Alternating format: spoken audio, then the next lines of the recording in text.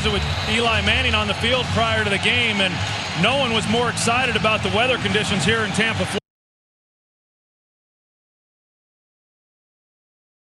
Florida than what he was. He admits that some of the weather was a factor in his performances in the second half of the year. High short kick. And it's Hickson on the return for the Giants. Returned one against the Patriots last week. Breaks a couple of tackles. After getting across the 30, they mark him at the 32. An 18-yard return. So here comes Eli Manning. And Troy, I would say this group is above average up in front of him, protecting him and opening room for the guy in the next group, Brandon Jacobs. Yeah, I mean, that's a good group up front. They've done a good job all season long, a real unsung group, but they're doing it without their center, Sean O'Hara, today. They're going to have Gray Rugemer, who stepped in last week, but it should help that he's had the entire week to work with this unit.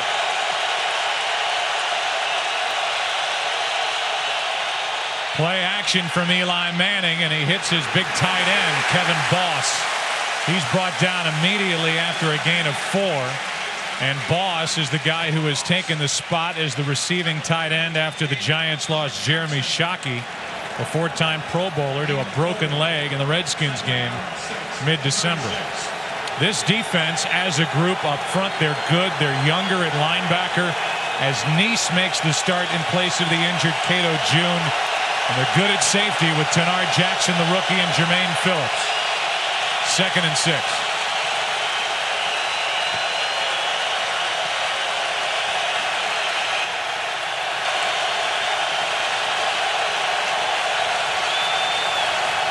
Toss to Jacobs, running left, trying to get to the edge, and he will not. Brought down by the middle linebacker, Barrett Ruud.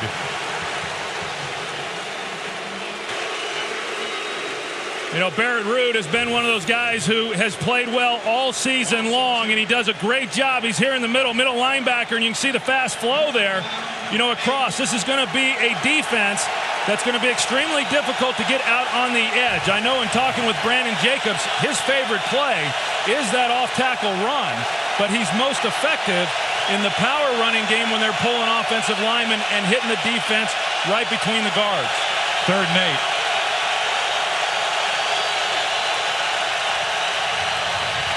Manning with a pocket, comes underneath, incomplete, 3 and out.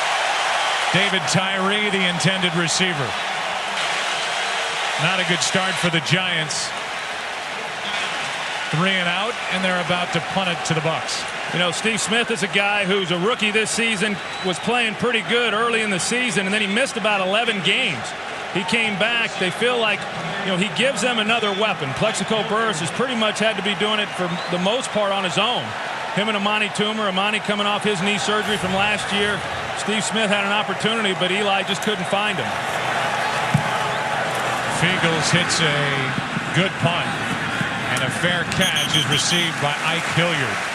We'll stay here and set up the Tampa Bay Buccaneers attack.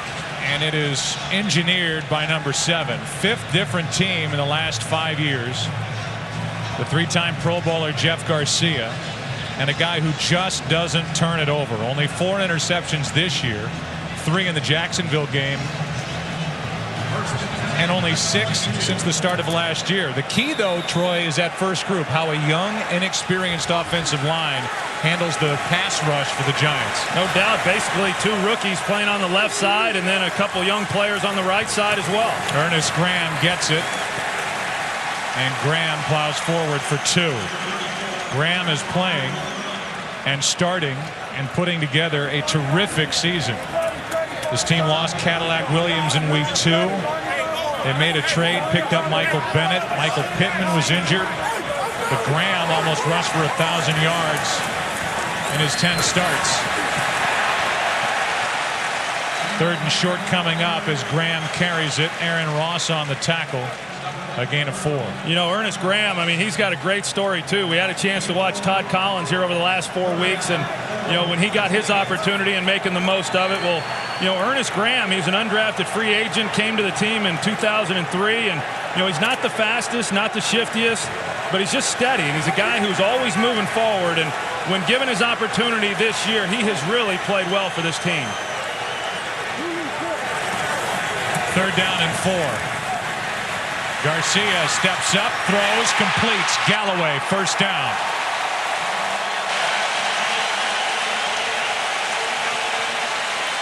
You know, Jeff Garcia came into this game not real sure what to expect of his own play because he's only played 6 quarters in the last 5 games. But, you know, this is where he's really effective. You see the way he's able to slip and slide within the pocket. You know, this Giants defensive front does a great job, leads the league in sacks. But Jeff Garcia is going to be a hard guy to get down to the ground. I want to ask you about that as we go along here in the 1st quarter. As you look at the numbers during the season for Garcia, they reverse it. Galloway, there's nothing there, and Galloway goes backward. Reggie Torber, the first one there for the Giants, a loss of 4. My question to you, Troy, is with a guy like Garcia, A, do you spy him, and B, how defensively do you rush him while at the same time trying to contain him and try and limit what he does within and outside the pocket? You know, I don't think he's so dangerous, Joe, that you would put a spy, someone who just shadows him in the pocket. But, you know, you do have to keep him within the pocket. That's where he's most effective, is when he breaks contain. Quick snap. Catch is made by Clayton, and he is forced out a yard shy of a 1st down. And one of the ways you counter a defense that can put pressure on your quarterback is you throw the ball quick. And as we saw there, Jeff Garcia gets the ball, he pulls up and gets the ball into Michael Clayton's hands. And, you know, that's an effective way to try to slow them down, much like what you would do with a screen pass.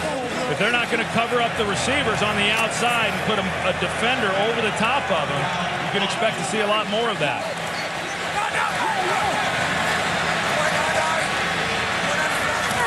Bucs have converted 1 3rd down, and now another as the fullback B.J. Askew, who didn't carry the ball all season, gains 3. 1st down, Tampa Bay.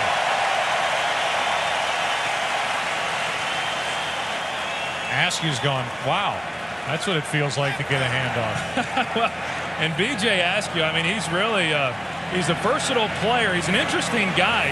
They consider him a true fullback, but the guy's 6'3". I mean, it's rare that you see a true fullback that is that tall, and he's also a pretty good runner, even though he doesn't get the ball all that often, but he's an excellent receiver out of the backfield. They've missed him the last 3 weeks. Yeah, he had 18 catches during the season. Garcia bouncing, throws for Smith, incomplete. Trying to get it to his tight end, 6'4", 258-pound Alex Smith. And Fred Robbins was flushing Jeff Garcia right out of the pocket. You know, you think back to last week, Joe, and how well this defense played for the New York Giants as we see that last play with Garcia. Justin Tuck coming off the edge, and you know, you just know that Jeff Garcia is going to have to move. You can't sit stationary, and again, it's not something he really wants to do. This offensive line over the last couple of weeks has given up 8 sacks. Of course, Jeff Garcia not a big part of that. He's much tougher to get to the ground. 2nd and 10.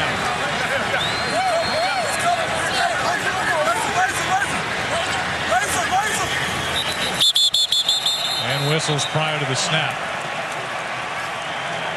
Delay of game. Offense. 5-yard penalty. Still 2nd down. And you go back and talk about, you know, this New York Giants defense and the performance that they had last week. I mean, they played exceptionally hard. They gave up a lot of yards to New England. New England got a lot of points against them, but you know, you could tell that they came out emotionally ready to play, and you just wonder as we move through this game, you know, are they going to be able to match the emotional level on both sides of the ball, not just defensively, but offensively as well. That's a tough task to come back after that kind of game and get ready for a game of this magnitude. 2nd and 15.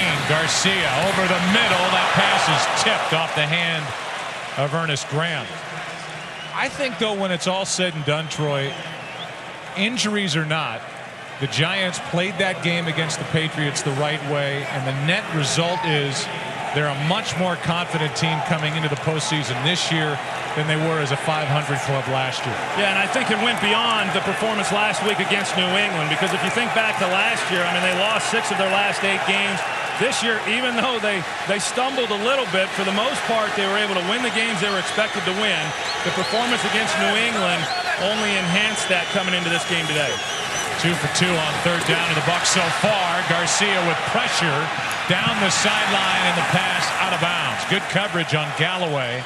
by Corey Webster, who gets the start today in place of the injured Sam Madison. Yeah, Corey Webster is a guy they're going to want to go after, but Joey Galloway outside release, you can see there's just nowhere for Garcia to throw the football. I mean, with the position of Corey Webster, you have to lay it to the outside. Anything that gives him an opportunity to make that catch is going to be caught out of bounds. Joey's got to squeeze him a little bit more and give Garcia some real estate. Webster started the first 3 games and was benched. And here he is back starting in the postseason after the injury to Sam Madison. McQuarters will stay away. And watch this one hop out of bounds inside the 15. Dealing with crowd noise are the Giants, who went 3 and out their first possession.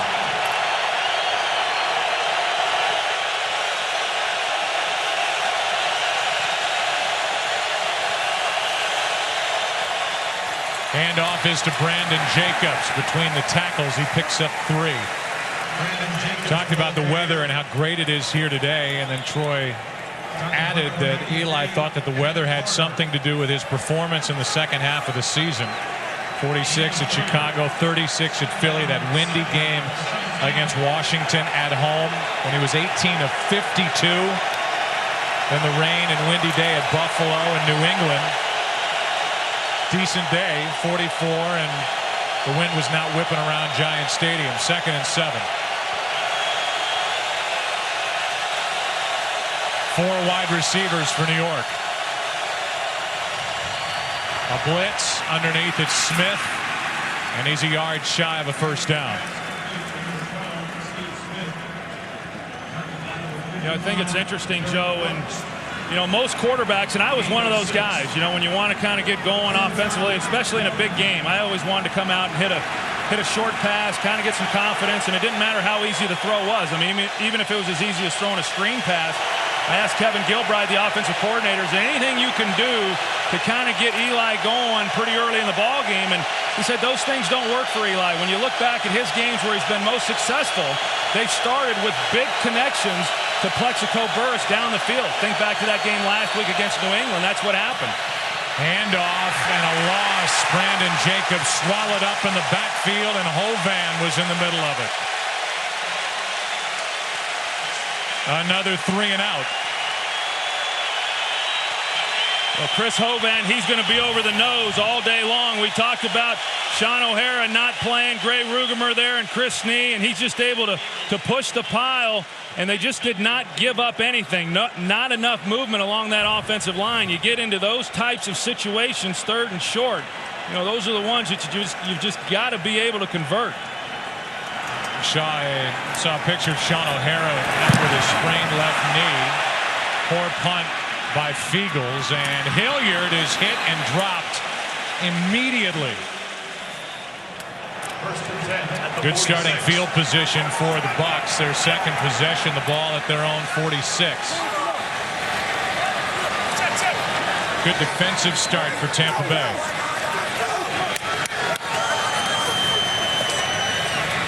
Garcia with a good pocket, airs it out downfield for Galloway, and overthrown. I thought it was impossible to overthrow Joey Galloway. I mean, didn't you? You couldn't do it, and Garcia had a tough time adjusting to the speed of number 84. I never could. We were in Dallas just a short time. My last season, he had torn up his knee, had ACL surgery, out for the rest of the year, but I never could. I couldn't get the ball out far enough. I know, and I asked Jeff Garcia that same question. He says, I don't throw that many balls up the sideline, and if he does, as he did on that last play, you've got to get it up awfully quick.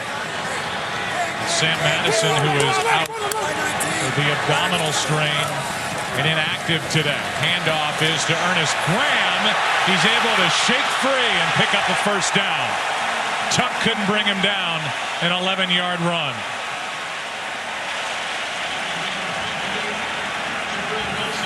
Tell you what you're going to see is Ernest Graham here, and then he sees the cutback lane right through there. It's just a good job. I mean, this is typical of what Ernest Graham has been doing all season, and even with guys having an opportunity to bring him to the ground like Justin Tuck, he's just hard to get to the ground when you're only going down at his feet. I mean, he's just a tough guy. He doesn't have great speed, but he's a hard guy to get to the ground, and more importantly than that, he has great vision.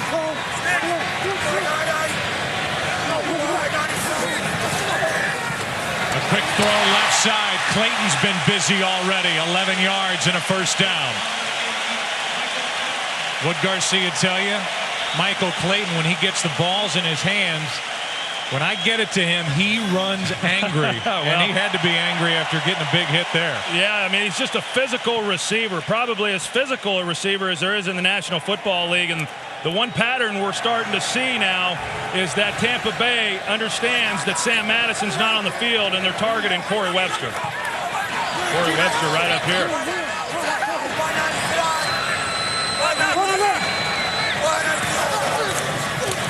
Handoff to Graham to the 25. Ernest Graham, an undrafted free agent, spent parts of 2 years on the practice squad and mainly was kept around because of his play on special teams because of injuries, notably to Cadillac Williams in week 2. Here he is, and he has just burst onto the scene. Yeah, he came into camp as their number 3 running back. I mean, he was Mr. August. The only time he really got his work was in preseason games. And, you know, because of the injuries, as you said, Joe, they bring in Michael Bennett thinking that he's going to get more playing time. But Ernest Graham has just held on to the job and played well. Gets it again. And he's brought down right at the marker. Depends on the spot as to whether it's 3rd and inches or a first down. And we're going to have a measurement. The thing that they do best offensively is not turn the ball over. And a big part of that is because of Jeff Garcia not throwing interceptions. But, you know, a lot of people think of John Gruden, West Coast. He was under Mike Holmgren, you know, so he's going to throw the ball around like so many of these guys like to do. But he is committed to running the football. I know some of those years that he was the head coach at Oakland, you know, they led the league in rushing, and so he's committed to running the football, taking the pressure off the quarterback, and then taking the shots down the field to guys like Joey Galloway. And when you've got a veteran quarterback like he has in Jeff Garcia, and as he had with Brad Johnson and Rich Gannon there in Oakland, you know, guys that are able to take the game plan from the classroom and execute on Sundays, you know, that's a nice luxury to have. 3rd down and inches. Garcia keeps it and gets it.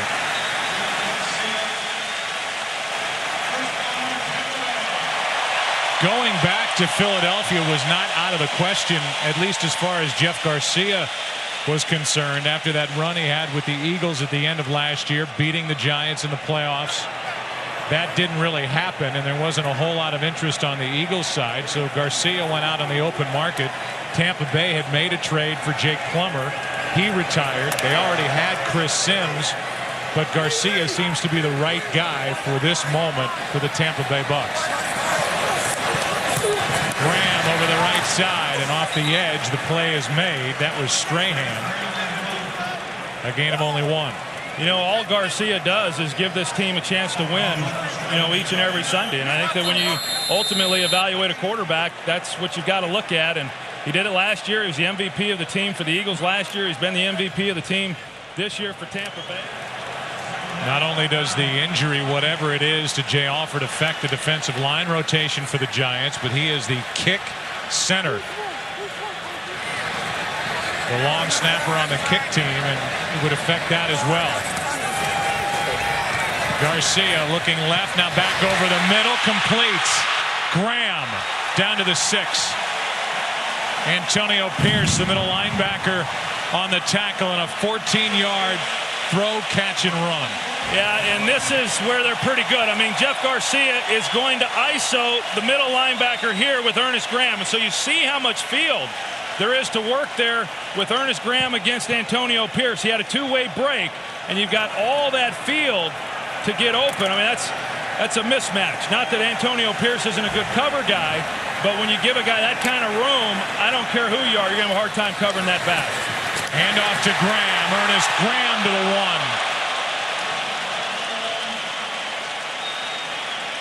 Second down and goal for John Gruden. Howie Long said it during our pregame show, and there are a lot of people who agree with regard to John Gruden. This may be his best season yet as a head coach in the NFL with all that he's dealt with. Yes, he won a Super Bowl after the 0-2 season, but he has molded this team, and they are obviously dangerous.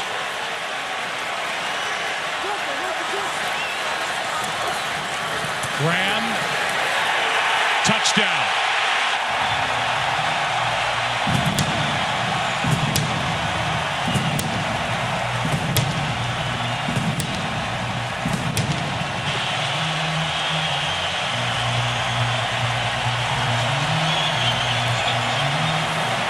execution there. You're going to see the pull here by the guard. He leads the way. That's Davin Joseph.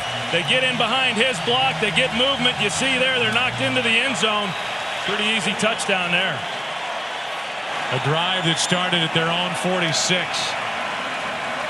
And Graham has his 8th rushing touchdown in the last 8 games.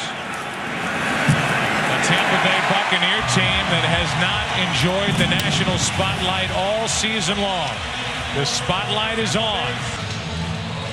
A methodical march down the field for the Tampa Bay Buccaneers. It featured a lot of Ernest Graham. 41 total yards on the drive, and a typical attack engineered by Jeff Garcia, who has mastered the West Coast offense and was really championed early in his career by the late Bill Walsh. Dominic Hickson from about the 6.5. He's a threat back there, across the 25 by a couple of inches. Giants better be able to run the ball against this Tampa Bay defense. Well, they're just simply not going to win this game. They've had the ball now for the 3rd time at the moment. They've rushed for 1 yard. Brandon Jacobs tripped up in the backfield. Javon Hay.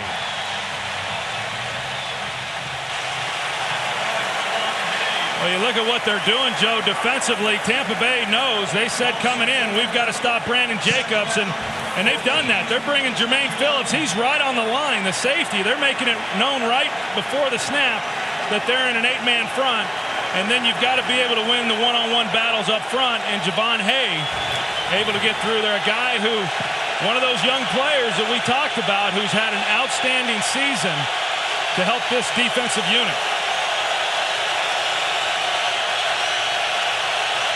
Timeout, Giants. And not a good start for this group.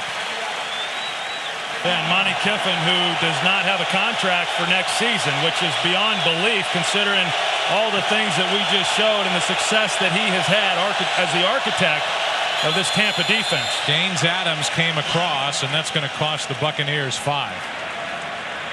Neutral zone infraction, number 90, defense. 5-yard penalty, still 2nd down.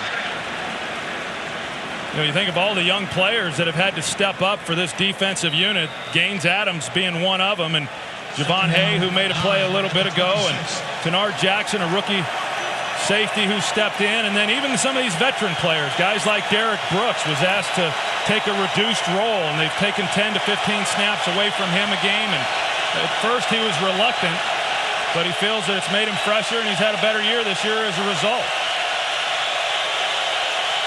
2nd and 9 after the 5-yard penalty. Manning with time, guns it, incomplete for Steve Smith.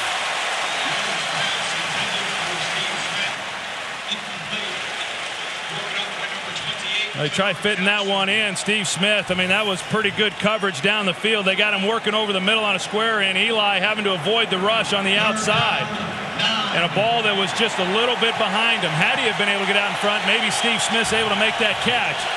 But pretty good coverage there by the rookie safety that I was just talking about, Kennard Jackson. 3rd down and 9.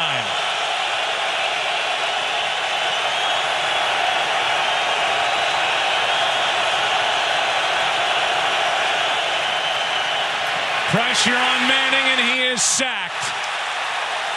Gaines Adams, the rookie. This Buccaneer defense is flying around here in the 1st quarter. Well, Gaines Adams, one of those young players who's been able to get pressure off the edge, and he's able to here. You know, he's working there against Kareem McKenzie, and there really wasn't anywhere for Eli Manning to step up in the middle. Derek Brooks was pressuring from the inside. It's one thing to have pressure off the edges, but when you're getting pressure up the middle, look, as a quarterback, you just don't have anywhere to go. 3 possessions, 3 3-and-outs for the Giants. And Hilliard, a former Giant, with a fair catch. They'll mark the ball at the 33. 15 seconds left in this quarter, and Eli Manning had nowhere to step up and throw. Yeah, take another look right here at Gaines Adams and the job that he does. He's working against Kareem McKenzie, and because they bring Derek Brooks, that forces Brandon Jacobs to take him. And they're not able to give any help to Kareem McKenzie, and you get a speed rusher like that, it's a mismatch. And so sometimes you try to put a tight end over on that position, but when a team's bringing blitzes, oftentimes you're going to find your blockers one-on-one, and that was the case on that last play. It was Kevin Gilbride, the offensive coordinator, talking to Eli Manning. They've got to figure something out here fast as the Buccaneers have it up 7. From their own 33, a blitz. And a loss on the play of 3 as Ernest Graham had to first get around Reggie Torborg, and it's a 3-yard loss. Not much to talk about for that defensive group for the Buccaneers. They played well so far. We're into the second quarter now, 2nd and 13 for the Buccaneers, up 7. Quick throw, and the pass is complete to Ike Hilliard. And Hilliard, who at one time was a 7th overall pick by the Giants in '97, the year they got Tiki Barber in the 2nd round, and a guy who was injured in his 2nd game with a neck injury, had to undergo neck stabilization surgery, has become the leading receiver here with the Tampa Bay Buccaneers now in his 11th year. I think so many times, Joe, we all become infatuated with speed that we take for granted a guy like Ike Hilliard. I mean, he's a real pro. He's very dependable, runs good routes, he's tough. He had a great career with the Giants, and he's played very well for this Tampa Bay team, too. Pressure on Garcia, buys some time and throws low for Joey Galloway. So it's 4th down, and that time the Giants defense stiffens up, and Garcia is hot as he comes back over to the sideline. Yeah, and he's upset because he knows he had a chance there to get the completion and get the first down, and doing a good job of avoiding the rush, but he just turned it a little low. I mean, when he turned it loose, the ball was down low, and then Galloway not able to make that catch. But had he have been able to make a better throw, they pick up the first down. McWhorter's waiting for the Bidwell punt. Not a very good punt, and McWhorter's with a chance to return it. Good starting field position for the Giants. Down by 7. Good opportunity for the Giants, down by 7, starting at their own 47.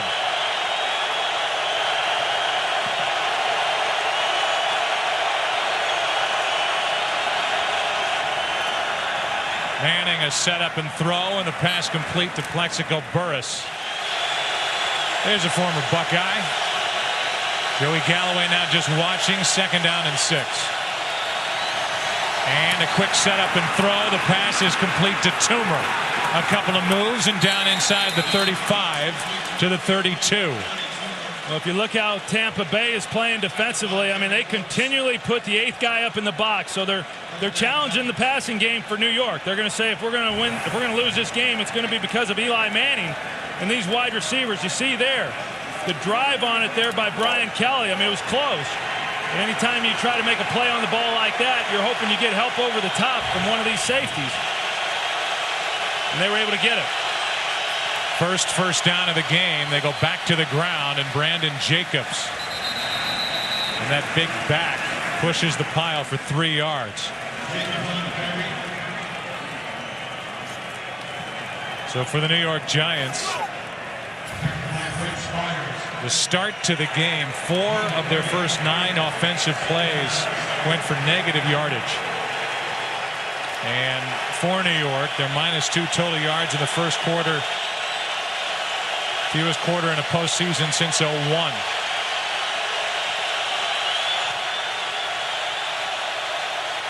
Second and 7.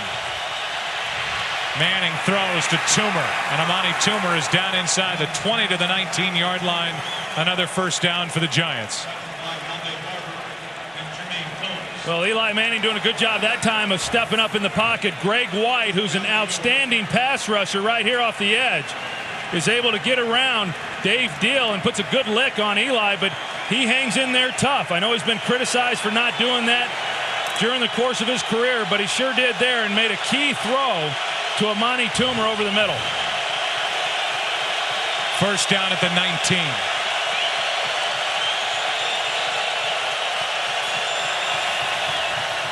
Jacobs gets it. Trying to string the play out. A gain of only one. Ryan Neese out there to make the tackle for the Bucs. Yeah, that goes back to what they tried doing there in the first quarter, and they've had success this season, you know, with that stretch play off tackle. But against this defense, because they're so fast, it's very difficult then to get onto the edge. I mean, when you think of Brandon Jacobs and the success that he's had this season, granted he's missed 5 or 6 ball games this year, but the games that he has played, he's been extremely productive. So far, this has been his least productive day all season long. 2nd and 9.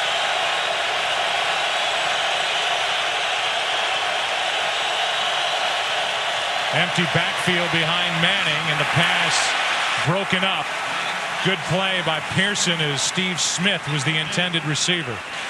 And Steve Smith, you know, some of just his youth shows up because it was man-to-man across the board, and as a receiver working the middle of the field running away from a defender, you know, that's a pretty good matchup, and he puts it right on him. You know, that's a ball that Steve Smith has to be able to catch. A guy, again, who has not played much because of injury, still kind of finding his way, but they're going to be relying on him, especially to work the middle.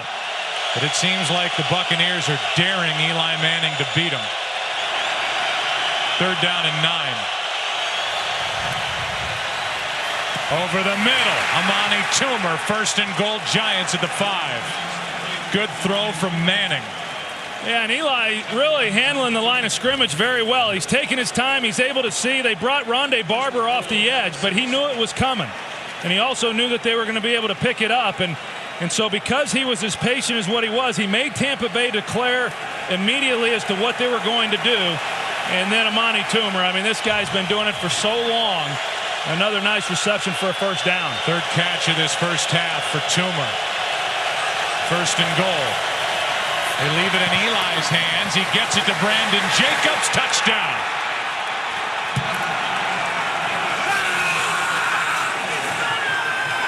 Jacobs slamming the ball into that wall down behind the end zone. And the Giants pounded in, but that was a drive, Troy, where Eli Manning deserves a lot of the credit. Yeah, and this was a good play by Kevin Gilbride. You're going to see it's a middle screen. Brandon Jacobs, he's going to come up. He's going to show protection. And then Derek Brooks read it. Derek Brooks, instead of going for Jacobs to make the tackle, he went for the ball to force an incompletion. And because of that, it gave Jacobs a clear path for the end zone. Remember, the Giants are without Alford snapping for the kicker. Yet Tynes knocks it through. Brandon Jacobs hasn't been able to run it, but he is on the receiving end of a 5-yard touchdown pass from Eli Manning, who was 5 of 6 for 49 yards. I talked about having to move it against this defense through the air. Manning is 0 for 2 in his postseason career, and this was the #1 ranked pass defense in the NFL this season, the Tampa Bay Bucs. That was a good drive, and Michael Spurlock returns it for the Buccaneers and can't make the 25-yard line.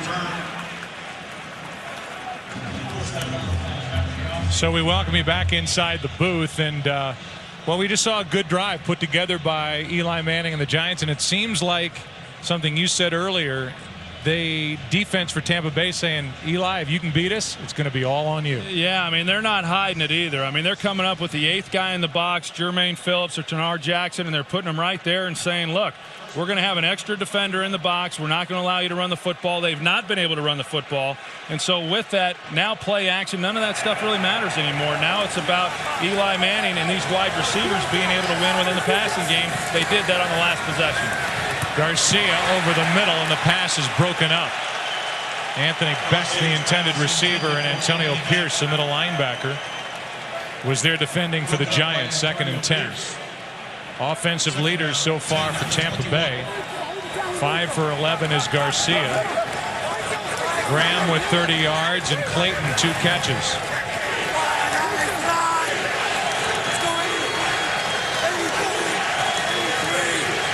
Giants fans making a lot of noise. And there are quite a few here as Garcia goes down. Ball may have come out. Michael Strahan with the sack. Ball stays with the Buccaneers. And this defense is starting to make plays for the Giants. Yeah, they had some success earlier in the game, and you're going to see Michael Strahan working against Jeremy Trueblood, but eventually when you're going up a guy with the abilities of a Michael Strahan, he's going to get the better of you. Not to say that Jeremy Trueblood isn't going to be able to hold his own at times, but right there, that was a mismatch. And so you try to balance that when you want to get 5 guys out, and then also recognizing sometimes we're going to have to give the young linemen some help. That ball did come out. Garcia recovered the fumble. And now the pass is complete to Pittman. He is back to about a yard shy of the original line of scrimmage when Strahan brings him down. So a good series for Strahan. A gain of 4, but a big 4th down coming up here, 4th and long. And watch the screen here that they then try running off of Strahan. Here he had the big sack on the previous play, and they think, well, heck, let's just go at him with a screen play and get some big yards off of that. But you see, Strahan, I mean, he hasn't played in this league as long as he has without being able to recognize some of those things that teams like to do against him. Bidwell hits a knuckleball, takes a Buccaneer bounce, and it's picked up by McQuarters, who gets to the 35. Giants will start at their own 35.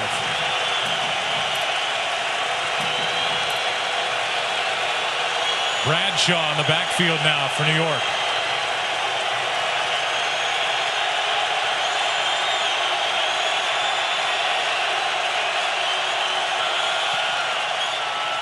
And Ahmad carries it off the edge. A little more burst of speed than Brandon Jacobs. He picks up 8. Go back and take a look at the touchdown that they ran there to Brandon Jacobs. There's Derek Brooks at linebacker. He sees it immediately, and then Brandon Jacobs, who's coming out of the backfield on the play action. There's Derek Brooks in the middle. And you can see he sees it immediately and jumps it. Just rather than trying to make the play on Jacobs, goes for the ball. And the Giants get the touchdown. 2nd and 2. A quick throw from Eli Manning gets it to Plexico Burress, who has a 1st down at the 46. Let's state again that this defense for the Buccaneers, number 1 in the league defending the pass, giving up an average of just over 170 yards per game. And so far, so good for Manning after they put it in his hands. Yeah, and I like what they went to there with Ahmad Bradshaw in the backfield. I mean, he does give them a burst. Now, what he does not give them that Brandon Jacobs does is pass protection. So that's worth keeping an eye on if they are going to be throwing the football. Right now, again, Tampa Bay in there with the 8 defenders.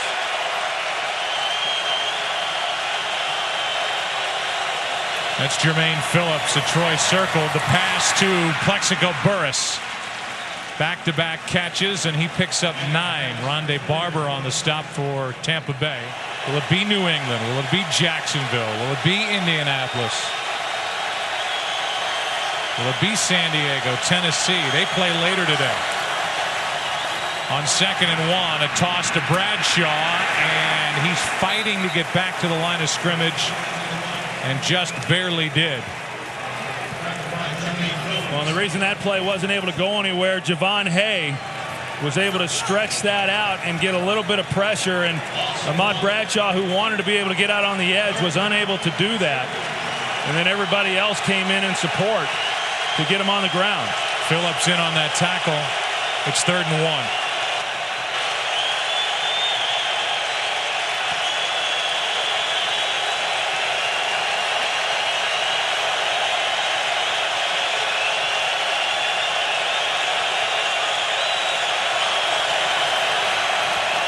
They don't run it. Eli throws it and completes it. That's Smith. 1st down, Giants inside the 20. To the 17-yard line, 21 yards on 3rd and 1. Well, I like the call. I mean, 3rd and 1. How many times are you going to see them dial up the pass? And, you know, against a team that can get pressure on the quarterback. Kevin Gilbride, the offensive coordinator, dialing it up. And Eli Manning showing a little athleticism within the pocket himself. But Steve Smith, we talked about it a moment ago, you know, he's going to have to be the guy. There's going to be opportunities for him one-on-one in the middle of the field. There's so much attention that's going to be drawn to Plexico Burress. He has to be able to win, and he won on that play. First down at the 17. More Manning, another completion. And this time it's Bradshaw, who is lined up wide to the right, good for 8 yards. I like right now what New York is doing. You know, they're still going to stay relatively committed to the running game. I don't think that this team is built to getting completely away from the running game, even if they're not having much success. Continue to run the football, but they're getting their plays right now out of the passing game. And watching Eli Manning, boy, he really looks like he's comfortable right now within the pocket. That's what Derek Brooks said. Our goal is to make Eli uncomfortable. They have not done that. 2nd and 2. Jacobs, touchdown, New York.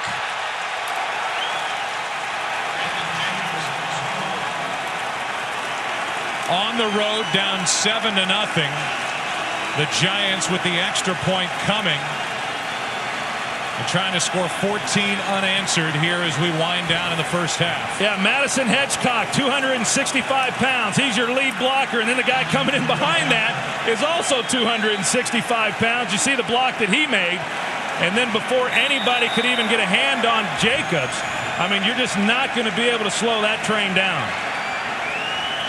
Alford is back in there at center for the kick. Perfect snap, perfect extra point. Brandon Jacobs, Ahmad Bradshaw. Bradshaw gave this offense a little burst there, a little lift on that last possession. And Eli Manning, 9 of 10 for 98 yards on the last 2 drives. How and why the St. Louis Rams cut and got rid of Madison Hedgecock is beyond me. Steven Jackson missed him. The Giants are thrilled to have him, and they locked him up to a 5-year extension after they got him when they realized how good he was at fullback.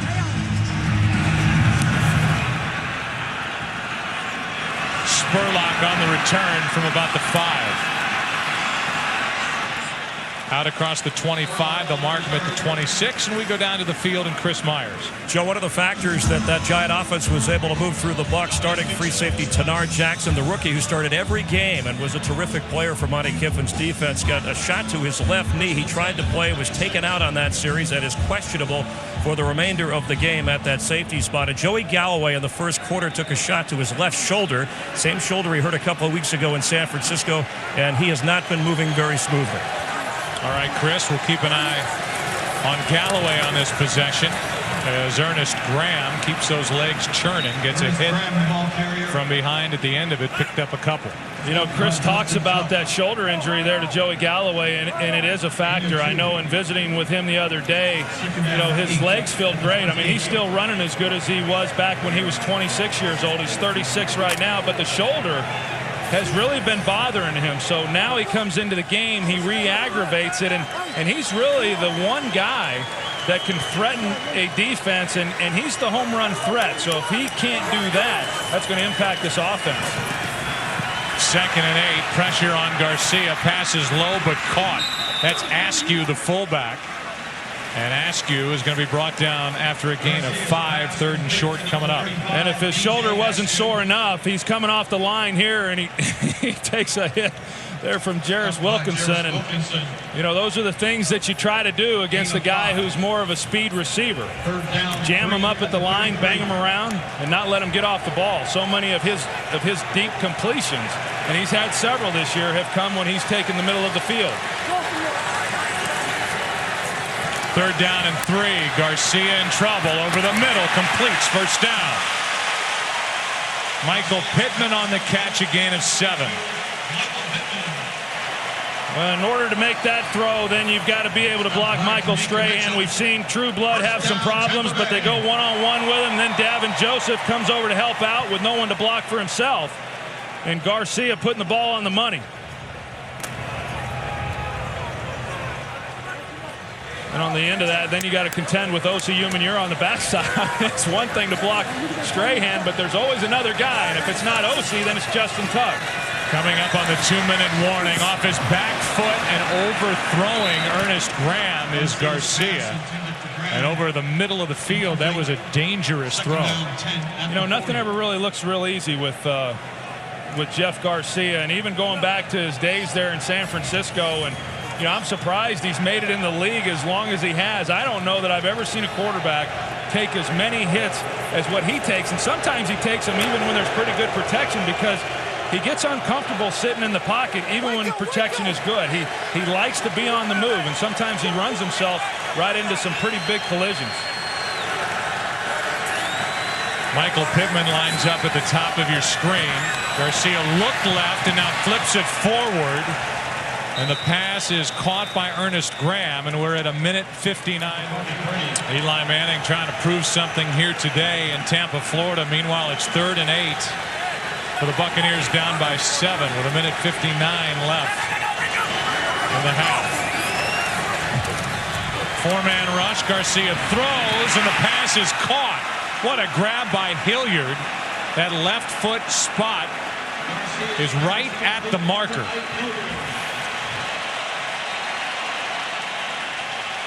What a catch. We're going to have a measurement after they mark the ball down just inches shy of the 50. Yeah, what a great catch by him, laying out, being able to make the catch, and then most importantly continue to maintain possession as he went to the ground.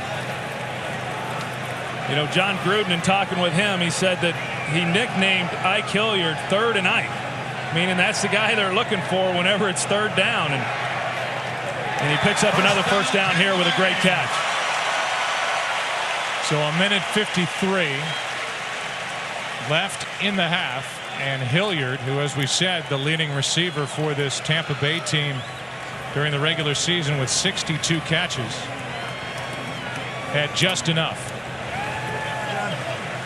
You can only imagine how important this game is for him, having spent his first 8 years there with the New York Giants. And you know, he didn't talk much about that, but you know, any player, when they get a chance to go up against their former organization, wants to go out and play well and have a good game. Throw to Smith, and the tight end is upended immediately after a gain of 4. Kevin Dockery, Troy, who's been bothered by a bad hip, has really been playing well. They were hopeful to get him active for this game, was there on the stop. Yeah, not having him those last couple of games affected them because of the struggles that Corey Webster has had. 2nd and 6. Garcia throws left, and it's broken up by Webster. Good play by Corey Webster as he put his right hand in front of Joey Galloway. That was good coverage there, because he's out there a little bit on an island and then being able to make a play on the slant. You know, he just read it pretty well. I know the crowd right now is reacting. They were wanting to get pass interference. Maybe he had his left hand on his back, but overall I thought that was pretty good coverage and a nice play on his part. The Giants, by the way, who were penalized only 77 times all season, the fewest in franchise history for a 16-game season, have not committed a penalty this half. Garcia with time throws, and broken up a little bit out of the reach of Hilliard, and good play by the rookie Aaron Ross.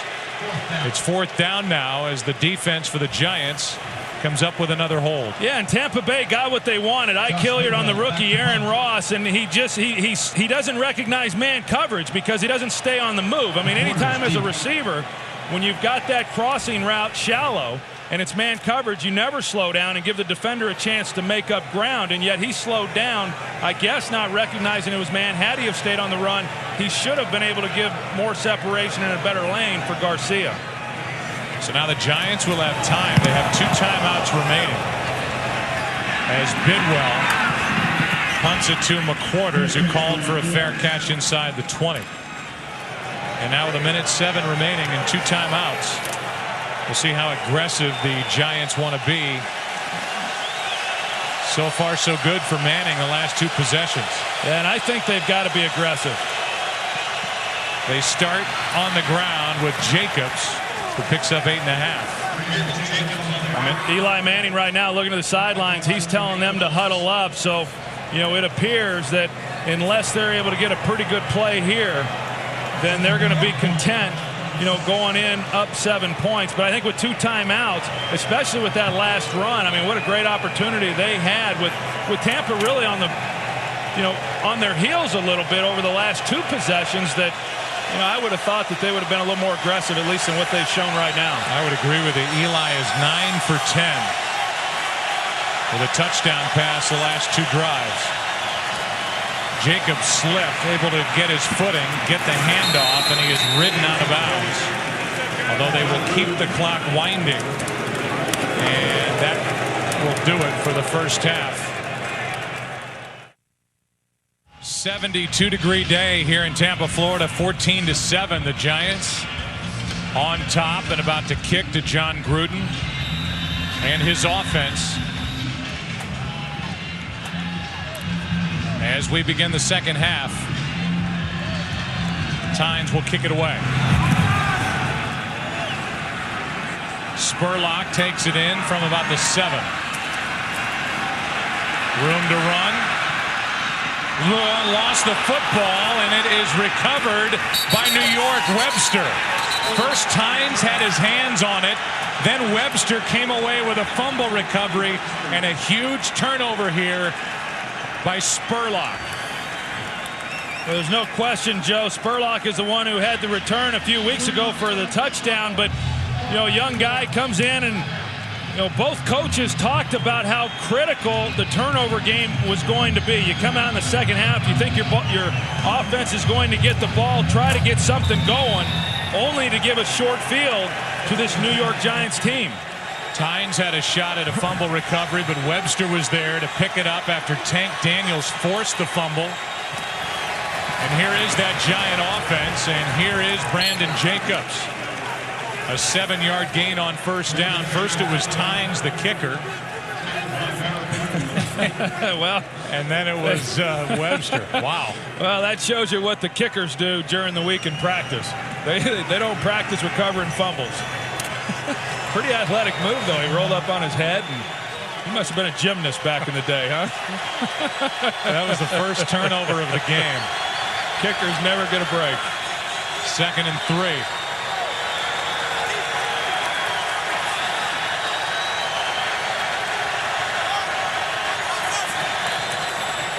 Jacobs will try the right side, and Brandon has a first down inside the 20. Picked up 4. Buchanan on the tackle for the Tampa Bay Buccaneers, and what an opportunity here for the Giants on the road. They get the turnover on the kick return by Spurlock, and they have a chance now to cram it right into the end zone. Yeah, and I think that, obviously that's what's important for New York. I mean, to get a chance to make it a 2-possession game, a touchdown here would be huge for them just because of the way that the defense has been able to contain Tampa Bay offensively. But, this is a critical series right now for this defense. On first down, they stick with a ground game and run it with Brandon Jacobs, who picks up a yard. Derek Brooks on the tackle for the Buccaneers. 2nd down and 9. What a difference a year makes for John Gruden's team. Last year, -12 in the turnover margin. This year, +15. And a big reason why they ended up winning the NFC South. But a turnover on special teams has presented this opportunity to the Giants.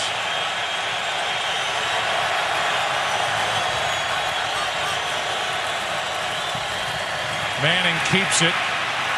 Chased out of the pocket, throws too high, tipped and incomplete. Had Boss wide open. And Manning knows he missed one there. 3rd down and 9. I like the play action here by Kevin Gilbride after they'd gotten the running game going. Now they go off tackle, fake, roll Eli out to his right. They had 2 receivers in the same area. Initially, I thought maybe he was trying to go to Plexico Burris on the back of the end zone. And then Boss he got his hand on it. I'm not sure really, Joe, who exactly it was that he was trying to get the football to. Normally you don't see 2 receivers like that stacked so close. 3rd down and 9 now.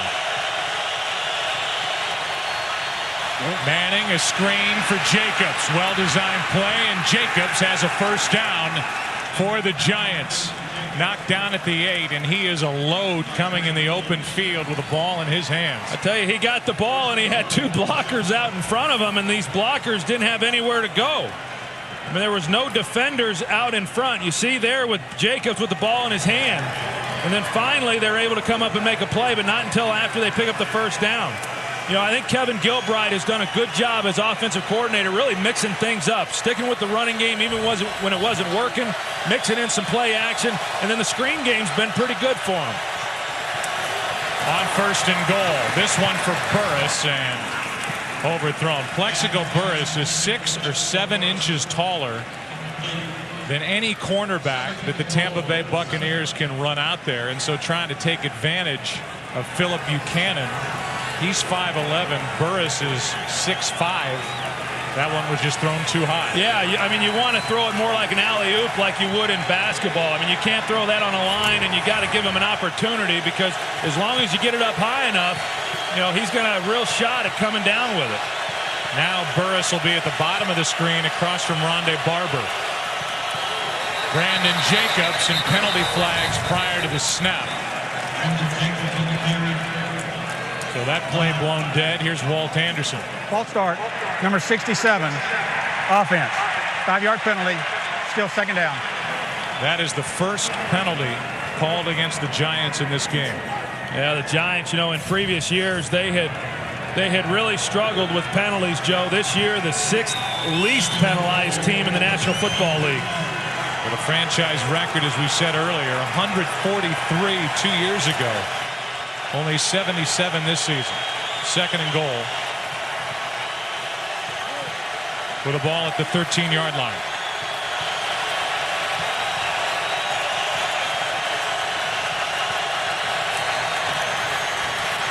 Manning over the middle, hits Toomer. And Amani Toomer gets it down inside the 5, where it'll be 3rd and goal. Well, they've really had a lot of success working the middle of the field there, whether it's been Amani Toomer or Steve Smith. You know, that shallow crossing route has been real good to them, whether they've been in man coverage or even zone. You know, in zone coverage, these linebackers get depth. It opens things up in that area. This is a tough area, though, of the field right here on 3rd down to throw the football. Not an easy place to run the football either.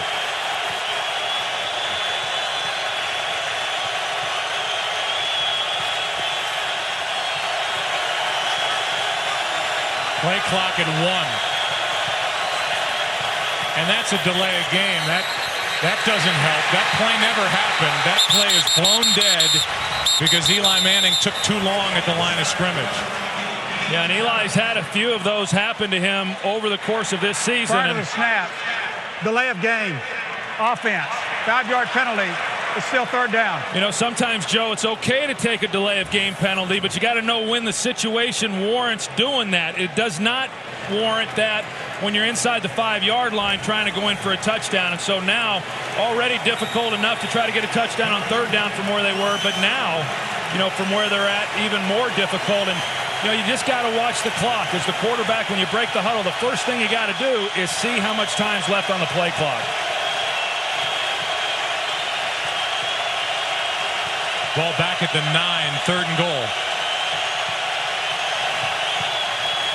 Manning slings it. Smith nowhere to go.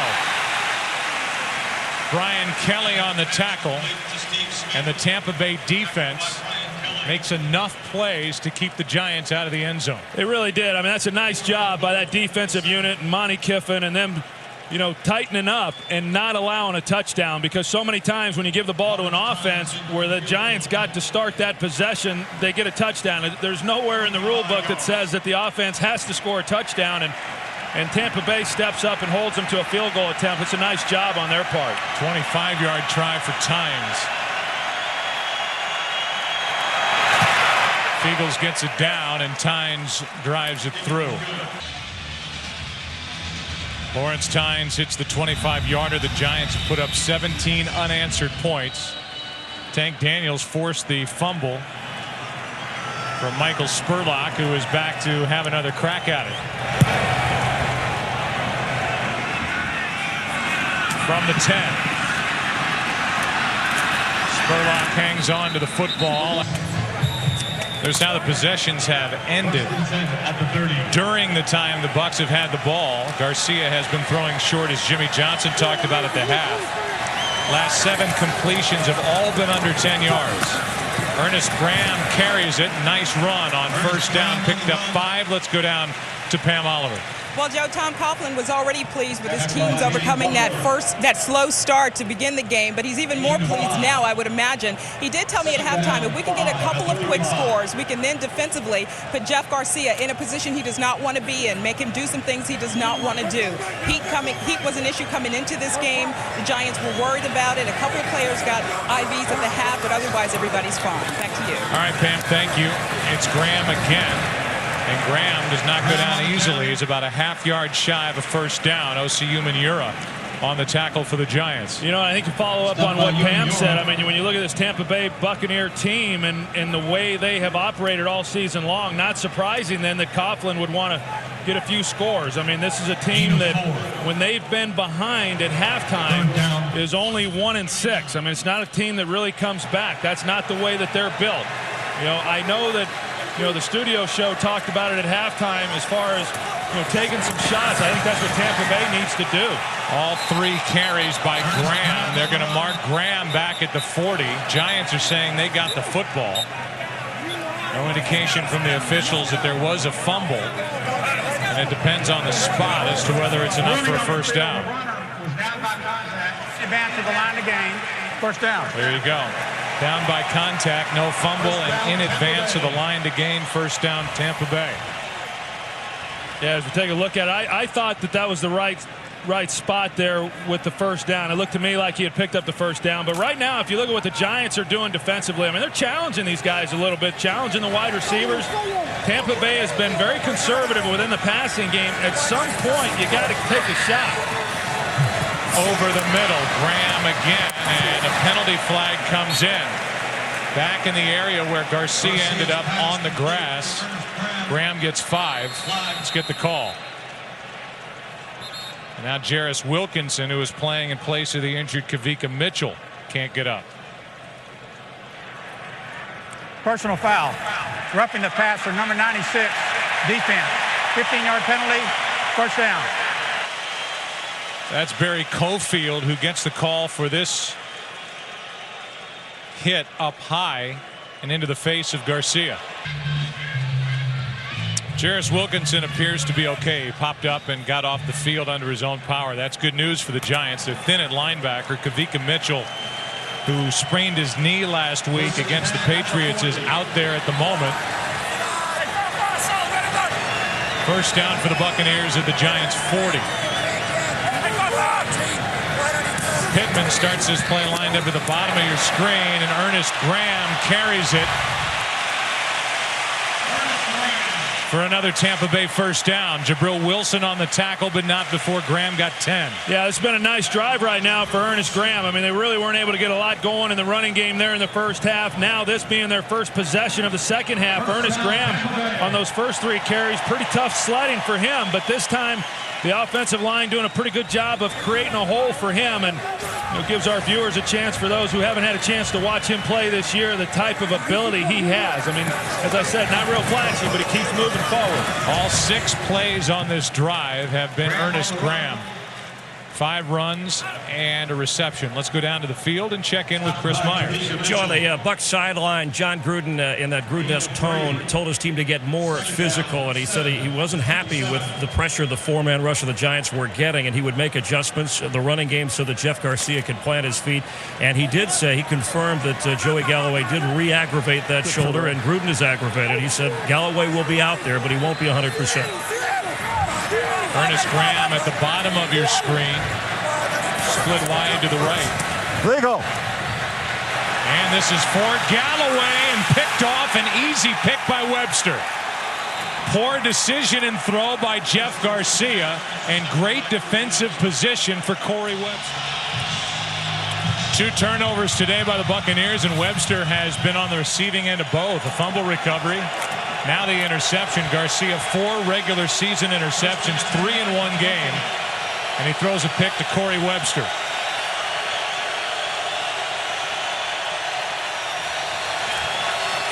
toss to Bradshaw, running left. Picks up 1.5 yards. That's it. Back to the interception. Yeah, let's take a look at the route again. And Joey Galloway is going to get pushed outside. And this is a problem for a quarterback trying to put the ball to where he can make a play. There's just nowhere to put it. Corey Webster inside looking back. And you can see the trajectory of that ball. It's a pretty flat throw there by Garcia. And Joey Galloway didn't even have a chance to make a play. But I got to tell you, Webster's doing a great job. If somebody would have said they're going to play Joey Galloway man-to-man with Corey Webster, Tampa Bay would have been pretty excited about that matchup. 2nd down and 8. Manning with time. Throws low. A penalty flag comes in the area of a hold. They throw it at the feet of Snee, and it is a hold. Boss was underthrown. Holding, number 76, offense. 10-yard penalty. It's still 2nd down. So that is 3 penalties here in a short amount of time for the Giants after going through the entire first half without a penalty. You're going to see him right in the middle there.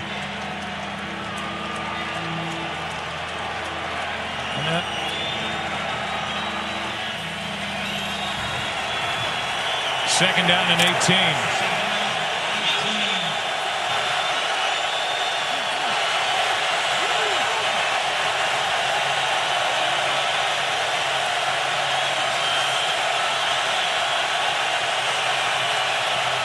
Handoff to Bradshaw underneath out of the shotgun, and Bradshaw gets to the 15. That's it. It'll be 3rd down and 15 after that carry. Derek Brooks on the stop with just over 5 to play in the 3rd quarter.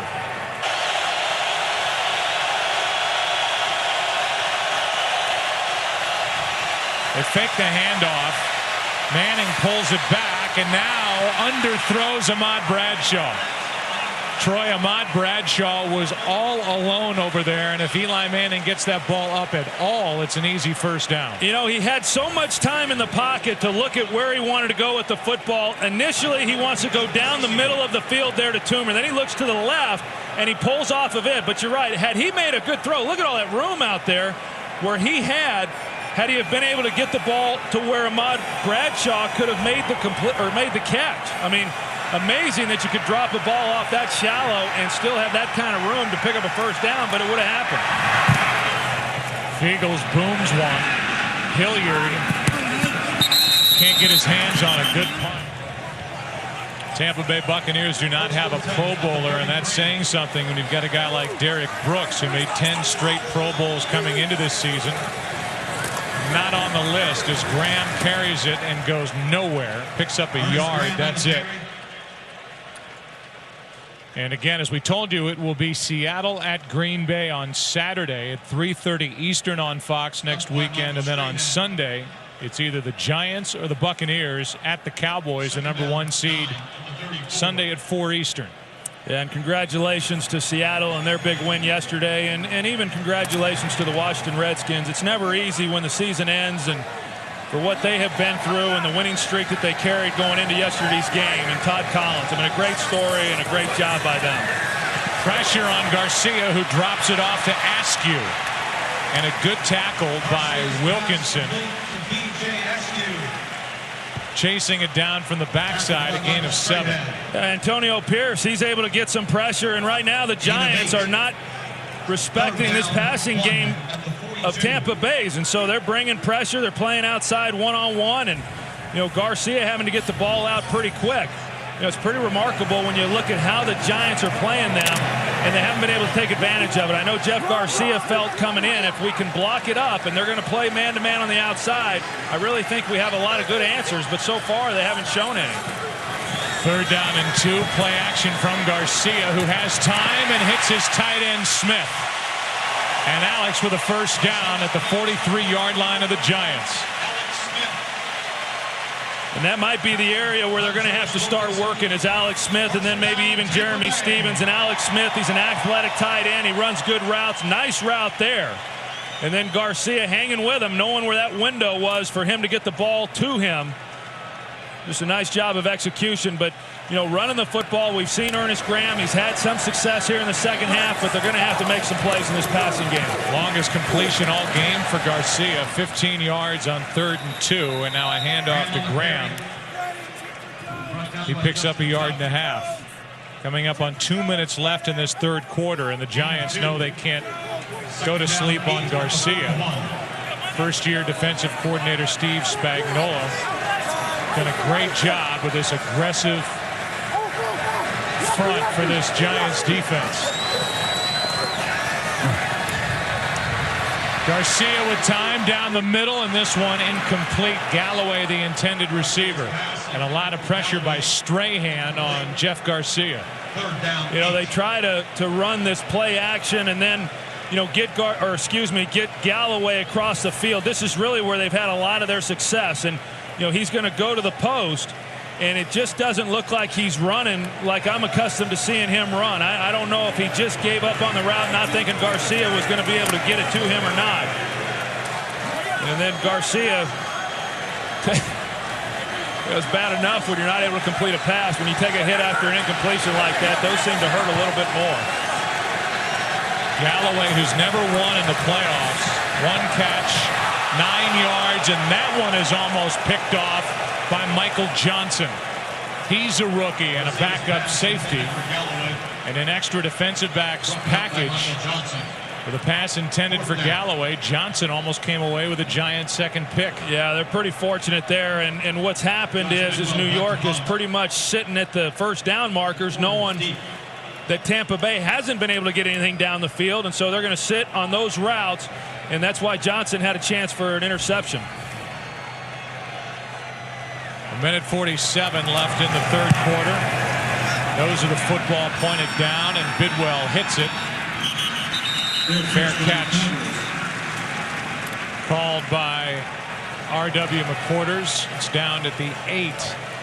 And so inside our broadcast booth, we size up what we've seen. We talked about the inexperience of the Tampa Bay offensive line. They've done a decent job against that Giants pass rush, and I would say to this point Eli Manning has outplayed Jeff Garcia. Yeah, I think that's fair, and nothing real flashy even with Eli Manning, but he's been very efficient and very effective, and he's taken what the defense has given him. He's made some poor throws. They could have gotten a little bit more, but right now with his play, and you combine that with how resilient this Giants defense has been, that's why they're leading the way that they are. Yeah, the defense has had a good day so far.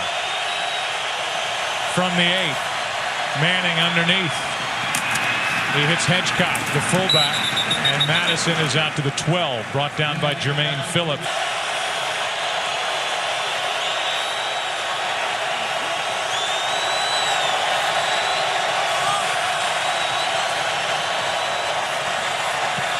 Manning's going to air it out for Burris, and Burris with a hand, he may get offensive pass interference.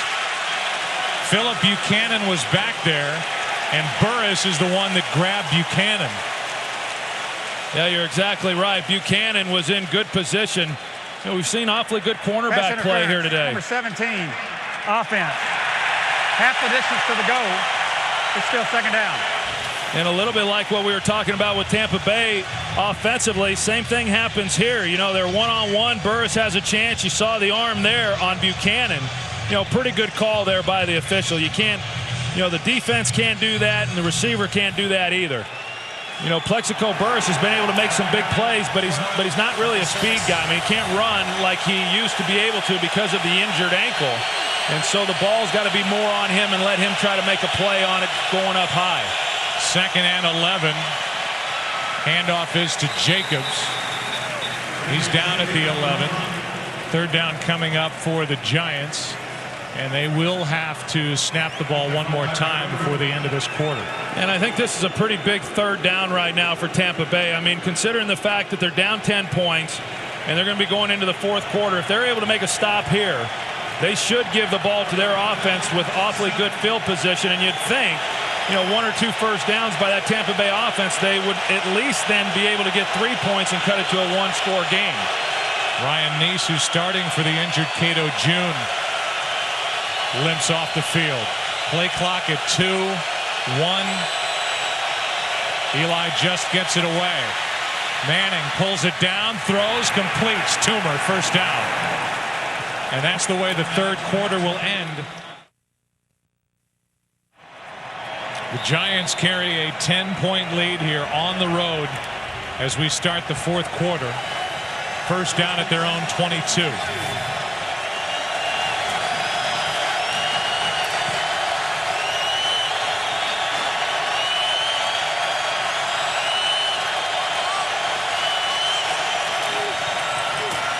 Ahmad Bradshaw carries, stays on his feet, gets a big hit from Phillips, loses his helmet, and fights for extra yardage up to the 29.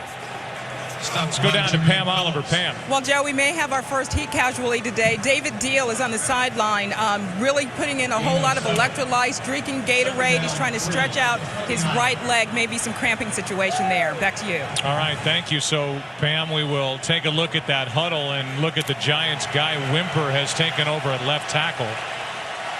And only two backups remain on the offensive line on the sideline for the Giants, Coates and Booth. Play action from Manning, who fires high but caught by Toomer. First down at the 40. Buchanan on the tackle for the Buccaneers. You know, nice job by Amani Toomer setting the defensive back up, coming back to the ball. Philip Buchanan in coverage, and again one-on-one, and puts his foot in the ground and comes back. And so many times you see receivers, once the ball's in the air, they wait on it rather than working back to the quarterback. Toomer does not, and that's one of the reasons why it was such an easy completion. Toomer's always been, Troy, a security blanket for Eli Manning. He has 6 catches in this game. He throws it with a lot more confidence when he's going to 81. Bradshaw hits the hole hard. He's not a big guy, Bradshaw. 5'9", 198. Had that big game at Buffalo. 17 carries, 151 yards, and a touchdown in that win over the Bills, which clinched a playoff spot for the Giants. Well, I tell you, Brandon Jacobs, who's been their workhorse all season long, I mean, he's not really been able to get anything going in this ball game. But Ahmad Bradshaw, when they've put him in, you can see how hard he's running. You called it, Joe. Not a real big guy, but I tell you, he is running very, very physical right now. And I think he's created a little bit of a spark for this Giants offense. And they stay with him on 2nd and 4. Picks his way for a first down. Impressive running by Bradshaw, the rookie, and now we go down to Chris Myers on the sideline. Well, Joe, the heat affecting the home team as well. You mentioned Ryan Neese. He had cramps, so requiring an IV to replenish fluids. They hope to get him back in the game. Also, Davin Joseph on the offensive line had to go to the locker room for an IV for the Bucs as well. And safety Tanard Jackson is out with the knee injury. It happened in the second quarter. He's been unable to return, and between Pearson and other replacements, Will Allen, that's an area that Eli and the Giants appear to be attacking. Yeah, look at Pearson cramping up on this hot day, high humidity. Eli rolls out, hits his tight end. And Boss picks up 11. Kevin Gilbride has been doing is run the football, and then let's run the boot off the backside. I mean, just good play calling there. And then you've got Boss, who sets in the hole. Initially, he's blocking. You can see his shoulder pad came out of his jersey, and then he sets down in the hole. And for a young guy, I mean, Kevin Boss replacing Jeremy Shockey has been awfully impressive. And there's Kevin Gilbride, who I think has called an excellent ball game today. Boss, who played Division II college football at Western Oregon, stepping into the hole vacated by the injury to Shockey and doing a nice job. Pass is low and incomplete. So if we came on the air, Troy, talking about the difference with the way these two teams approached that final weekend, there is no doubt now in my mind that the Giants got a lot out of even that loss at home to the New England Patriots, where they took them to the wall, while the Tampa Bay Buccaneers elected to rest everybody the last game and a half. And whether you look at Garcia or moving the ball offensively, Galloway, they have not looked sharp at all. Well, I do think that both coaches took the right approach. I think John Gruden resting guys was important for his football team, but I don't think there's any denying what the Giants got out of last week's game has carried over here today. 10th play of the drive, and what a throw from Manning. A back shoulder throw to Plexico Burress. That was beautiful, and really impossible to defend. Well, and the reason it works, remember back a couple plays ago when they were over the top on him and he got called for offensive pass interference. Well, if the defender is going to stay over the top, then the next thing you go to is the back shoulder throw, because he can't play both. If he's going to play the deep ball, he can't play the back shoulder fade. And a good job of recognizing that, calling it up, and then completing it. Burress had some words for Rondé Barber during the week. Those two have been hooked up a lot today as Bradshaw tries to find some running room. Boy, he's been great. To the 15-yard line, and he got 6 yards when it looked like there'd be nothing. Yeah, what was it? Plexico Burress said that Rondé Barber shouldn't worry so much about Eli Manning. He better worry about 17. And, you know, 17 starting to make some plays here. That was on the response to Rondé Barber saying, of course we want to play the Giants on his radio show. They win ugly. Shockey's hurt, and Eli is inconsistent. Well, he wasn't inconsistent last week against the Patriots, and he's been even better here today. Hasn't turned the ball over to this very good Tampa Bay defense. 2nd and 4. Bradshaw. Ahmad Bradshaw has a first down at the 9, and the offensive line banged up as it is, without O'Hara, without David Deal. They are moving people out. Yeah, I mean, you just look at the movement here with these guys. I mean, it's awfully nice. And then Ahmad Bradshaw, because he does have such quickness, you know, he's able to make people miss. You got a guy in the hole, and he's not able to make the play. You know, Brandon Jacobs, he certainly has a lot of elusiveness for a big guy, but not nearly to the extent that Ahmad Bradshaw has. That was the injured center, Sean O'Hara, cheering on the offensive line, doing a job. 1st and goal. Bradshaw again. This time, Barber comes up from his corner spot to make the play, a gain of only 1 at 2nd and goal. When you look at where this drive began on the Giants' 8-yard line, I mean, this has been awfully impressive. You know, they've taken over 7 minutes off the clock. I mean, just doing a good job. And how about this balanced attack?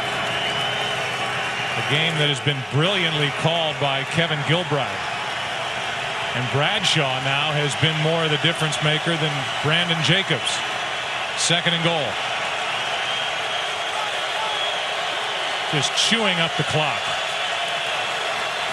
Bradshaw again makes a move in the hole and gets it down inside the 5. Picked up 4. You know, these are really signature drives that you want to have as an offensive unit. I mean, when you get into a game like this and you're up 10 points and you have a chance to go from your 8-yard line and drive the football, complete some passes, run the ball effectively as they have with Ahmad Bradshaw, and take that kind of time off the clock and then score to really put that game away. I mean, this is an excellent job that we're seeing from the New York Giants. Not so good for Tampa Bay defensively. 8 runs, 6 passes. 15th play of the drive. Touchdown Giants. Amani Toomer. And a brilliant drive engineered by Manning, anchored by Bradshaw on the ground and called by Gilbride on the sideline. Yeah, and I don't want to overstate this drive, Joe, by any means, but you know, that's a heck of a job right there by Eli Manning, as you said, directing this drive, getting them down here into a position to throw the touchdown pass. And you know, who knows, whatever happens, but we may be looking back at some point in time on this drive for Eli Manning and say, you know what, that's when he really grew up. Toomer, 7 catches, 74 yards, and a touchdown.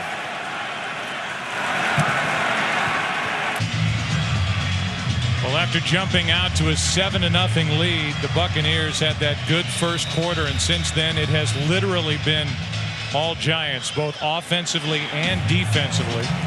Lawrence Tynes, by the way, has been dealing with cramps in his legs prior to this kick, but he booms it. And Spurlock will take it from about the 4. He's put the ball on the ground today, and Webster, who's been all over the place, forces Spurlock out, and there's a penalty flag. How about Amani Toomer, who's in his 12th year? During the return, holding number 26, receiving team. 10-yard penalty from the end of the run. First down. Timeout. The Giants offense has taken apart the number 2 ranked defense in the NFL. It's where the Buccaneers ended the season. Joey Galloway is on the sideline, bothered by that shoulder, and here are the Buccaneers down by 17, and there's a throw that was intended for Ike Hilliard. Coverage on the play by Dockery. Here's a Tampa offense, Troy, that is only averaging 3.3 yards per play. And their biggest gain on one play all game is 14 yards. So everything, even when they've completed balls, everything has been close to the line of scrimmage. Yeah, and that really, I mean, has been their problem for a number of years. They've just not had a lot of big play threats. Joey Galloway has been that guy. Now that he's on the sidelines, they really don't have anyone. 2nd down and 10. Garcia throws, and the pass is complete. Short of a first down. That's Hilliard, good for 9. And let's go down to the sideline. All right, Joe, Jeff Garcia has played just 1 quarter of football in the last 2 games coming in. There was some chatter about the timing. Would he be a little rusty despite the season he had? It's something that they're discussing over here on the Bucs sideline. Probably more credit to the Giant defense and the pressure that they've been able to put on Jeff Garcia. All right, Chris, thank you. 3rd down and 1. It's Ernest Graham, and it's a first down for the Buccaneers. Well, Jeff Garcia has had late game heroics in the postseason against the Giants, January of 2003. He and the 49ers rallied from 24 points down, 2nd biggest comeback in postseason history to win 39-38. It will take that same kind of effort if he's going to get up off the mat and beat the Giants here today. That's Stevens, the big tight end, who hasn't been used at all today, has the catch, good for 5 yards. You know, I know we came into this game talking about Jeff Garcia and then his lack of playing time here over the last 5 weeks, but you know, he was injured is why he missed 2 of those games. And you know, I know it's going to be discussed even after this game ends, but I don't know that John Gruden really could have approached it any differently than what he did. And I agree with what you said, Joe. This has not been a great offensive performance by Jeff Garcia. Start, number 65, offense. 5-yard penalty, 2nd down. Or for this offense for that matter, but yeah, I think it has more to do, as you said, with this Giants defense. They've done a great job, and you know, Steve Spagnuolo and that defensive staff, they deserve the credit for the job that they've done as opposed to Jeff Garcia being rusty. 2nd down and 10. After the penalty, that's Ernest Graham out of the backfield, and they're trying to dink and dunk their way down the field. With just over 6 minutes to play, that's good for 6, and Pierce on the tackle, and Graham gets up, hobbling off to the sideline. I'll tell you what, Joe, the other group that really deserves credit in this whole thing is the secondary for the New York Giants. I mean, really amazing. Everybody knows the front 7 for the Giants is a very good group. The weak link, in everybody's opinion, has been this secondary, and they have been. I mean, New England exploited it last week, but they have really done a good job. Now they're going to be tested next week against Dallas. If they can hang on here, that's Pittman. And Pittman with a first down out to the 39-yard line. Time is definitely the Buccaneers' enemy, and now Michael Strahan is having a tough time getting up. Strahan was not available last year during the postseason, was injured with a bad foot. Still checking on Strahan over on the sideline. He did get up and get off the field relatively easily, so it doesn't appear to be too serious. But Dave Tollefson takes over at left end defensively for the Giants. First down, Buccaneers down by 17. Garcia, and there's Tollefson. No. And we'll get the call as to whether Garcia got the pass away. He did. No sack for Tollefson, but good pressure. And it's 2nd and 10. Yeah, I mean, it's really amazing. Here you bring in Dave Tollefson right here, 71, and then he does his job on Alex Smith. They got 2 guys working him, and he's able to come underneath and make a sack. And you know, you just want, I mean, all these pass rushers that they've got, O.C. Umenyiora, Justin Tuck, Strahan, and now Tollefson off the bench. They did rule incomplete pass, but good pressure. Now Garcia gets loose and hits Pittman out of the backfield. Running almost parallel with the line of scrimmage was Garcia, and the play good for 25 yards, biggest of the day for the Buccaneers. Michael Johnson on the stop is Pittman. got the ball just outside the Giants 35. Yeah, and that's really what they needed. I mean, they needed to get a big chunk, and they were able to get it on that last play. Blitz from the Giants. Pass complete to Clayton. Lowers his head and gets it down to the 20. First down, Tampa Bay. Under 5 to play. 15 yards for Michael Clayton. And the Giants have seen this act before, you know, going back to that game against San Francisco. And I know a number of players weren't around, but, you know, this is not new territory for Jeff Garcia by any means. Garcia throws. Hilliard on the catch. Hilliard was a part of the Giants back then.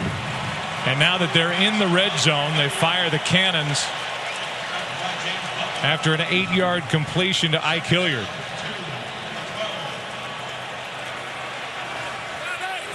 Banjo. Second down and a yard and a half. Handoff underneath. That's Pittman again, and he sets up first and goal from the 6. You see it so many times, an offense that has been struggling, and then all of a sudden they get into a no-huddle offense, and they just look like an entirely different unit.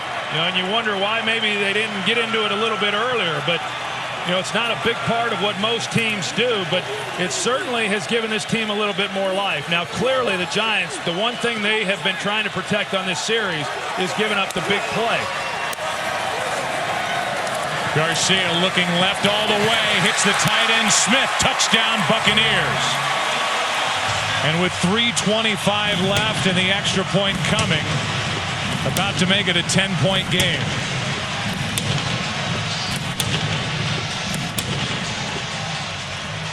The Buccaneers have not won a playoff game since they were in and won the Super Bowl 5 years ago. The Giants have not won a playoff game in 7 years since they were in and lost the Super Bowl to the Ravens. And a strong catch staying on his feet is Smith, and now Matt Bryant, who was with the Giants in that collapse out in San Francisco, knocks through the extra point for the Buccaneers. Fighting it out here for a trip to take on the Dallas Cowboys, and now the Giants expect the onside kick. At some point you figure the Buccaneers are going to have to attempt one, and will they do it right here? Only Reuben Drones is waiting deep, and he will receive the kickoff. So Drones makes it to the 30 and beyond, and that's where the Giants offense will have it, up by 10. 17-yard return by Drones. 77-degree day. Humidity is down since we started, but still 57%. And a reason why there are multiple players on each sideline getting fluids, trying to replenish. So Brandon Jacobs has been doing a lot of that, Troy. He's been watching, while Ahmad Bradshaw has taken over at running back for the Giants here in the second half. And what a great job Ahmad Bradshaw has done. And, you know, we all know that Brandon Jacobs, he is the guy, but, you know, it's nice when you can come in. They haven't had that. Derek Ward went down. Reuben Drones has been filling in some, but Ahmad Bradshaw, he's carved himself out a nice role.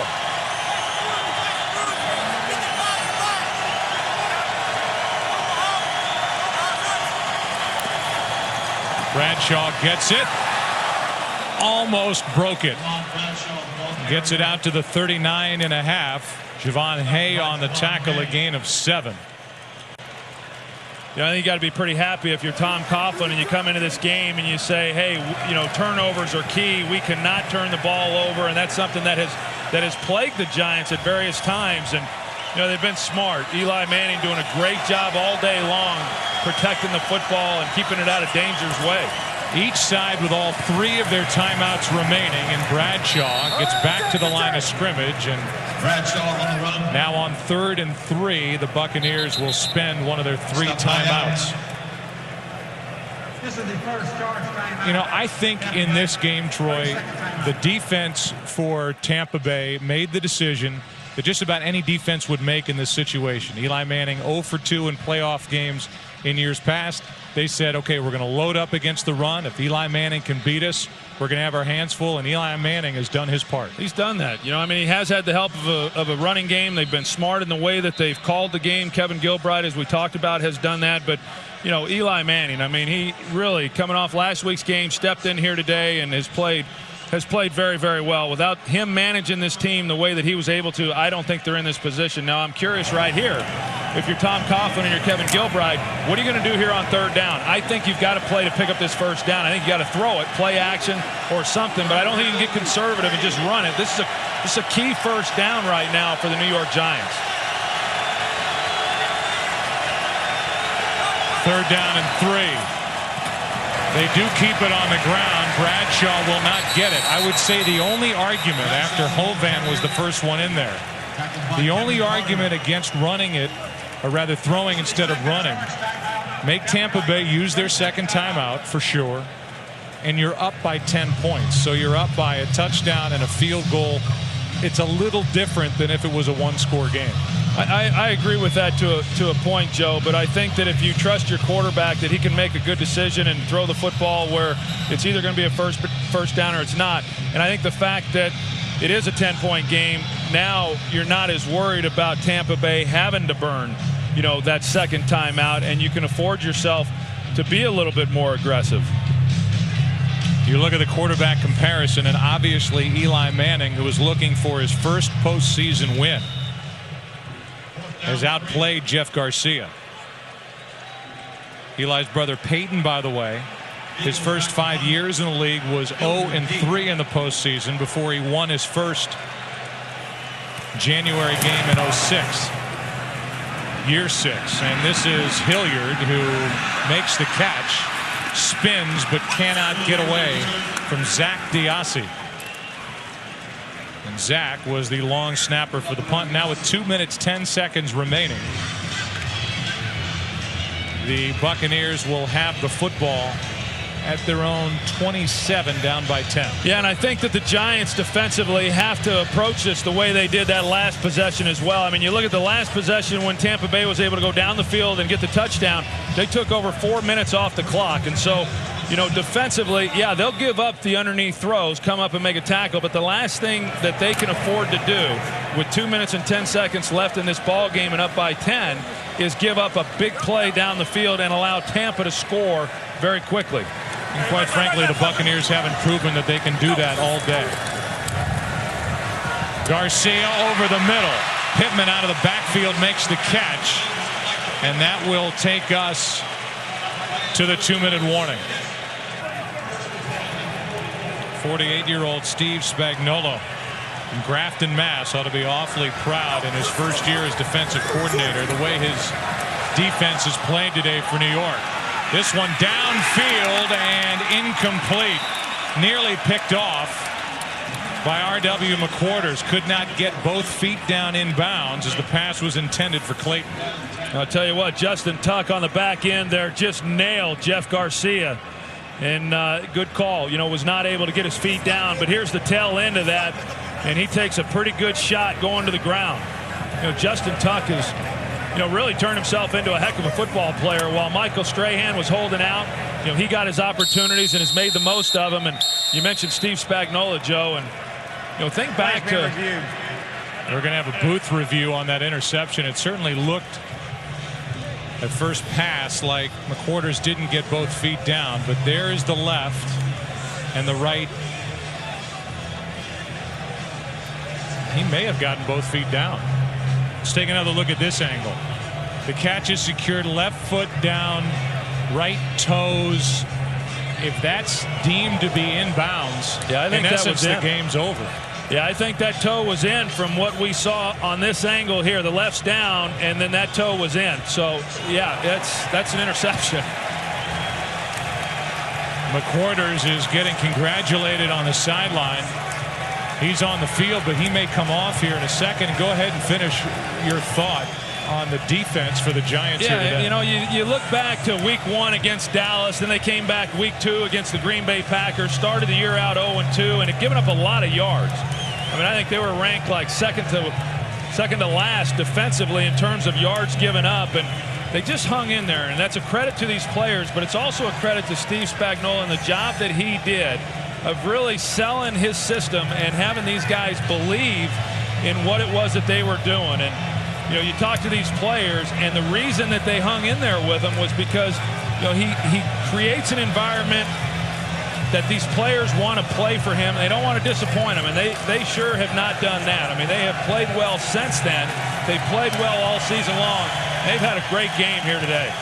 For those Giants fans who were able to get tickets in this stadium, there's some controversy around that, are making noise now, and the Giant offense is on the field down in the area where McWhorter's made what looks to be an interception, which would seal this day and in essence end it. It's a 10-point game as it is, and we're under a booth review waiting for the call from Walt Anderson.